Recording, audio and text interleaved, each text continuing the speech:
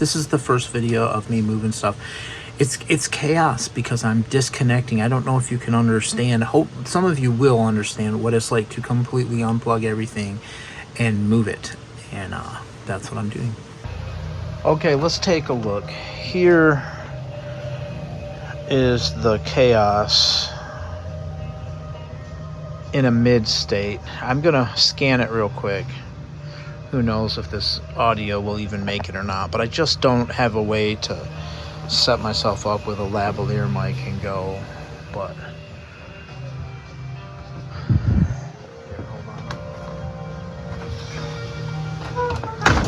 so here's what we're looking at. These guitars were here. The piano I've slid over. It's actually going to stay there. Possibly I'm going to move some of that bass trapping in the corner up or somewhere else. Maybe just because it's kind of it sort of scrunches the piano. I don't know if you can see that. You can sit there. Anyway, these amps are waiting to move into the other room. Over there, behind that pile of, it's almost all blankets and foam, there is a wall gas space heater, which makes a little bit of noise, but it is quieter than an electric furnace or whatever. That's staying. And that pile of stuff is all going to go. It'll probably get incorporated into stuff maybe on the other side of that wall. Just sort of to, it does. Anybody who tells you it doesn't trap bassy stuff is wrong. They're whatever. That thing up there, I don't know if I'll keep that. But I mean, it's a handy little nook with hangers. So it might stay there. I might make a little I don't know, a corner of shelving there. I think that big monitor's coming out of here. Those amps there are going, oops, it's focused on my finger. The drums that are there, those are all going in the other room. I've started to pull out some racks of stuff, so they're just kind of getting over here. And we are now looking in the direction that my, I'm going to be sitting kind of, the center of the room is like right there. And I'm going to be about, I think it's 79 inches. My head will be 79 inches away from that wall, which will get some treatment, which we'll probably see. I don't know what's going to happen to that stuff on the shelf. It's just cool old speakers that I don't use. The Tooth, those are neat clips. That they have like a big woofer that points backwards for bass, and then they have one in front. They're very unique speaker, but I kind of blew them years ago. Anywho, over here, this is kind of a pile of stuff that needs to get sold, or I think I'm going to keep those old Alesis and use them as the monitors in the echo chambers that I use, like hallways and rooms and stuff I use as echo chambers. Behind there, there's some bass trapping. There's 8 feet high, which will stay. That pegboard's probably going to go. Now this storage thingy here, it's called a shelf. The shelf has a bunch of microphones and stuff on it. That, I don't know where those will end up. Maybe they'll stay there, probably not. But the shelf itself is going to stay within. It's either going to slide down that way, like from here to here, that much further, or it might slide back the other way, but I doubt it. That amp you see there, the Roland and the little cabinet are going in the other room. Like all the drums and amps and stuff will be in there. That'll be the noise making room.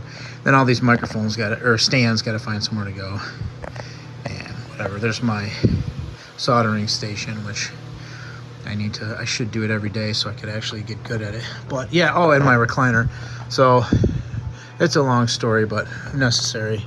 Naps are important. And there'll be some, so I'm kind of standing here. Let me turn this way. There's the room where the drums and guitars will be. Kind of standing where my head will be. And there's some treatment that exists. This room doesn't sound bad. I'm going to have to figure out how to incorporate my cloud with these fans. I mean, I think it's going to end up being just below them. But I don't know. Because they kind of are an important part of keeping the room comfortable to actually be in. But yeah, back here, bass trap, that's for the whole building power, so it's got to stay accessible beyond the fact that it could theoretically spark or get hot, and that'd be bad. We don't want to catch anything on fire. It also needs to be accessible. So I don't know what's going to happen in this corner. This is an old, this is literally, I don't know if you guys actually know this, but this is an old freezer. This entire room all the way over there is an old freezer. When we get into it, maybe you'll have that understanding, right? So this is an old ice and ice cream freezer. So here we go. We're walking in here to this disaster. So this is actually a gigantic freezer. And it's got, if you look close here, this is like rigid styrofoam that's probably, I think it's probably 2.5 or 3 inches.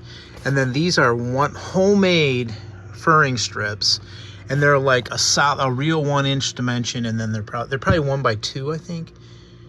And they go, as you can see, and kind of, I think that's one of the secrets to this room actually sounding pretty cool, is those are just enough to break up, you know, stuff that's sliding along and wants to be slappy. And then also this ceiling, you can't really tell, but it is like 9 inches higher on this end than this end. So kind of like the Sunset Sound thing, where the room is not actually a box, it's got this angle to it that way. And then also this floor, you can't quite tell, but let me step over here.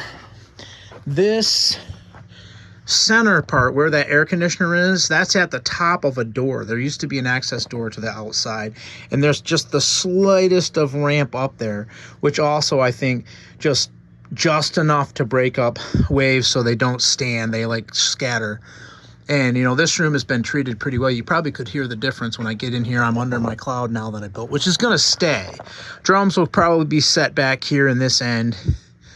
There is one spot I can get a little bit of slappy echo, but we'll treat that once we get the drums in here. But I envision that we'll have a nice spacious drum section here with enough room to put that second kit, if not totally set up, at least in the corner ready to go. And then about at the edge of it, which is going to work out to be right about here, I'll start building a wall of amps, and they'll kind of define the space and blast certain directions. And so we'll get all the amps and stuff in here. We should get most of those other guitars in here.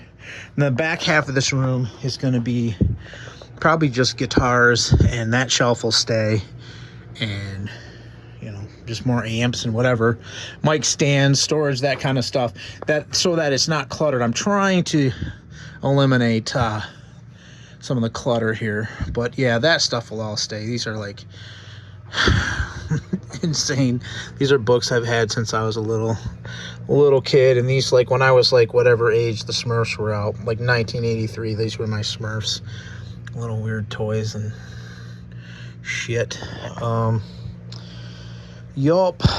So what else is cool over here? There's the original, my original Sonic Youth goo tape from it doesn't have the date in there, but I just remember I was in about 11th grade when I got that, when it came out.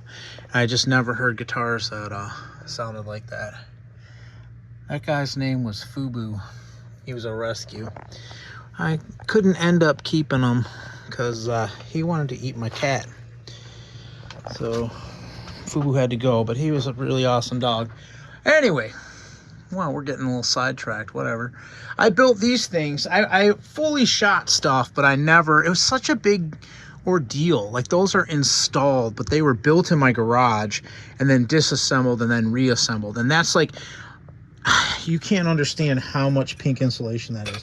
Like the 9-inch insulation, there is 9-inch insulation, and then this is all 703 to make it rigid on the front.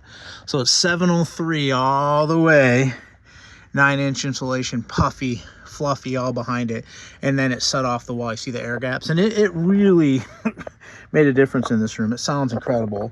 So I'm excited to hear the drums in here. This drum sounded cool in here prior, so I'm expecting big things.